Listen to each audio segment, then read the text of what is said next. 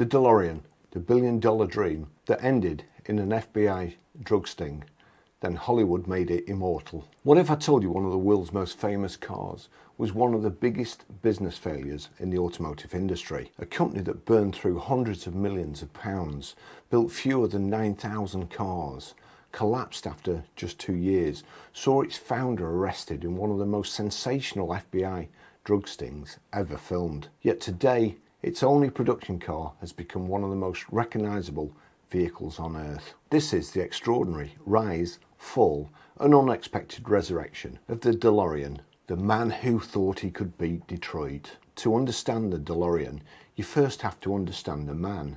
John DeLorean wasn't an outsider trying to break into the car business. He was already one of the biggest stars. After joining General Motors in the 1950s, his talent became impossible to ignore. He helped create the legendary Pontiac GTO, a car many regard as the world's first true muscle car. His promotions came quickly. By the age of just 40, he'd become the youngest head of a division in General Motors history. Unlike the grey-suited executives around him, John DeLorean embraced celebrity. Tailored suits, luxury homes, sports cars, beautiful women, magazine covers. He wasn't just selling cars, he was selling himself. But despite reaching the very top of America's biggest car company, he wanted more. He wanted his own name on the bonnet of a car.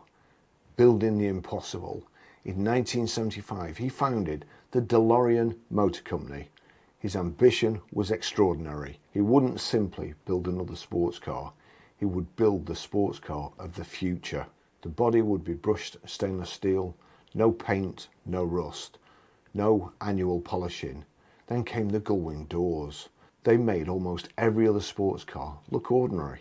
The styling came from legendary Italian designer Giorgetto Giugiaro. Engineering assistance came from Colin Chapman, whose company Lotus Cars transformed the original concept into something that could actually reach production. On paper, it looked revolutionary. Why Northern Ireland? Most people assume the DeLorean was built in America. It wasn't. Production took place in Dunmurry, just outside Belfast. The British government invested heavily in the project. This wasn't simply about building sports cars. Northern Ireland was suffering high unemployment during the Troubles. The hope was that thousands of new manufacturing jobs could help stabilise the local economy.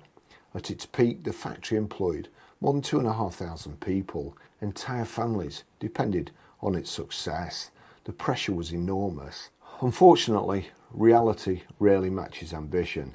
Instead of the high-performance engine many buyers expected, the DeLorean received the PRV V6, jointly developed by Peugeot, Renault and Volvo cars. Around 130 horsepower. Respectable, but hardly breathtaking. Early production cars also suffered quality control problems. Panel gaps, electrical faults, poor fit and finish. Much of this improved later, but first impressions count. Sales slowed dramatically, cash flow dried up, the dream began to unravel. Building a car company is brutally expensive. Factories, tooling, suppliers, staff, distribution, warranty claims. Every month, millions disappeared. The company desperately needed more investment. Without it, everything would collapse. Then came the event that changed John DeLorean's life forever. The FBI sting. In October 1982, John DeLorean walked into what he believed was a financial rescue. Instead, he walked into an FBI undercover operation. Agents secretly filmed him discussing what prosecutors alleged was a deal involving 55 pounds of cocaine worth around $24 million. One sentence became famous: "It's better than gold." The footage appeared around the world. The image of America's superstar car executive being led away in handcuffs destroyed what little confidence remained in the company. Production stopped. Employees lost their jobs. The factory closed. It looked like the end. But there was one twist. Here's the part many people don't know. John DeLorean was never convicted. His lawyers argued that government agents had effectively lured him into a crime he otherwise would not have committed. Entrapment. The jury agreed. In 1984, he was acquitted on the grounds of entrapment. Legally, he walked free. Financially, his company was already dead. By 1983, thousands of DeLoreans remained unsold. Dealers struggled to shift stock. Many believed the car would soon disappear into history. It looked destined to become little more than an interesting footnote. Then Hollywood came calling, the greatest product placement never planned. Director Robert Zemeckis and producer Bob Gale were developing a science fiction film called Back to the Future. Originally, the time machine wasn't a car at all. It was going to be a refrigerator. But the filmmakers realised that children might imitate what they saw. They didn't want them getting into a fridge, but for some reason they thought they wouldn't jump into a DeLorean and drive off in it. But they needed something futuristic, something unusual, something that looked as though it had arrived from another century. The DeLorean was perfect. The stainless steel body reflected light beautifully. The gullwing doors looked like spaceship hatches. The result became one of the greatest pieces of casting in movie history. Overnight immortality.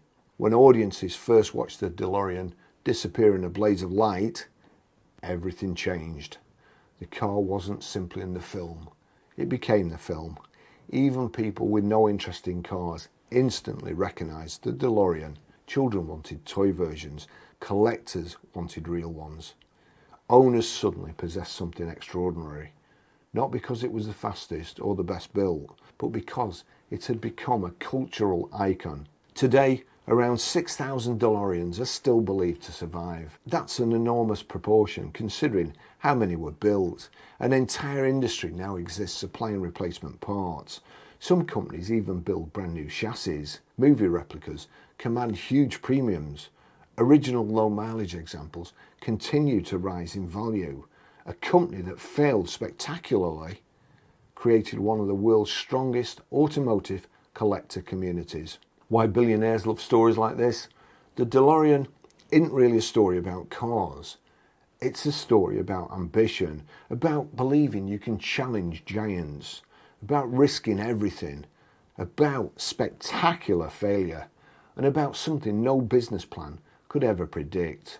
Sometimes your greatest success comes long after your company dies. John DeLorean never lived to see just how iconic his car would become. Today, more than 40 years later, the DeLorean is instantly recognised across the globe, not because it changed the motor industry, but because it achieved something even rarer. It became immortal. The DeLorean was supposed to make John DeLorean one of the richest men in America.